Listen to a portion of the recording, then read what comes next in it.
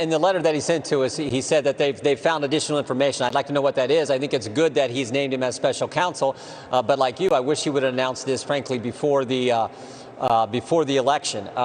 But I know this relative to the voting issues and what took place on Election Day. I have never seen an election, Lou, where we saw this many crazy things, this many strange things happen. For example, just think about today. Today, 4 weeks after the election, California and New York are still counting ballots. Now, if we sent observers from the United States to any other country holding an election, and 4 weeks after that election they were still counting ballots, we'd tell that country, we go to the UN and say, oh, something's wrong here. We'd threaten not to give any foreign aid to that country, but somehow that's now acceptable in the United States of America. I mean, I've never seen. We got eyewitnesses giving affidavits about problems there. You have what you just talked about, the voting machines being held now in Georgia, being impounded basically in Georgia, making sure nothing gets changed. And then, of course, Lou, you have all the fundamentals. The idea that this president got more votes, 10 million plus more votes than in 2016. No incumbent president has ever lost re-election in 150 years when they increased their vote total. He increased his vote total with Hispanic Americans, African Americans. We won 27 out of 27 toss-up seats in the House of Representatives. We're 5 votes short of being in the majority in the House of Representatives.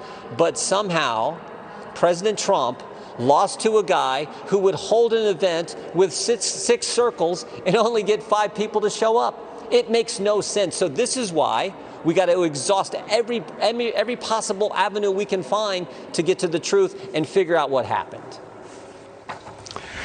Are you prepared for the president just to say this is a national crisis, that we've got to stop this, and that, by the way, that the dates of December 8th and December 14th they're simply not equipped to deal with the level of fraud and I think aggression against the heart of our electoral democracy.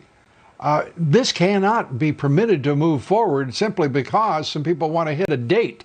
Yeah. The American people deserve the truth, and this is lie after lie after lie. And by the way, those lies are now being spewed by the Attorney General of the United States, whether he meant to or he didn't, whether he's a sick man, a compromised man. He's not being a man of principle, and this is a serious, serious matter that we have when the top law enforcement officer in this country is saying he sees no sign of fraud, when I don't want to insult any minor in this country, when anyone, even a man of my age, can look around and see all kinds of evidence and eyewitnesses in Michigan, in Pennsylvania, in Georgia, Arizona, and nothing happens. The Republican Party is part of the problem too, isn't it?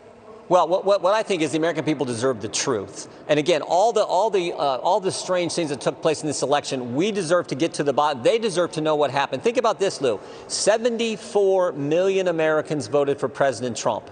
70% of that number, over 50 million people, 1/3 of the electorate, think this election was fraudulent, think this election was rigged. The very fact that they think that is reason enough to do the most intensive investigation that we can possibly do to figure out exactly what happened. When you have over 50 million people in our great country who think something's not right here, something doesn't smell right, something happened in this election that should not have happened, when that many people think that, we owe it to them to do everything possible to get to the truth. And if it takes a little while, then by golly, it takes a little while. Let's do everything we can to figure out what happened, because there are just far too many questions, far too many eyewitnesses coming forward, willing to go public like the lady you had on earlier who talked to the FBI, far too many people saying something's not right here. Let's figure out what took place.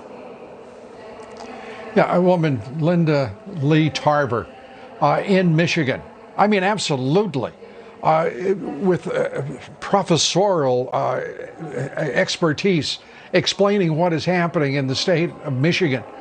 And I'm telling you, those state legislators are listening to her. The people who were watching that live streamed, they got a hell of an education. Yep. And why is it the networks are not carrying those damn hearings? Well, because it's the truth. And those networks have decided that truth is secondary to their interest. Yeah, the same reason they didn't talk about the Bob Alinsky story. Same reason they wouldn't talk about Hunter Biden.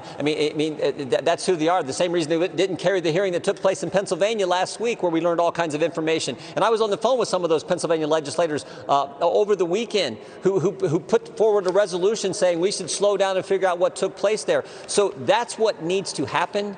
The American people understand that's what needs to happen. So let's just make it. Let's make it so. Let's figure it out. Let's do the investigations that have to be done and get to the truth.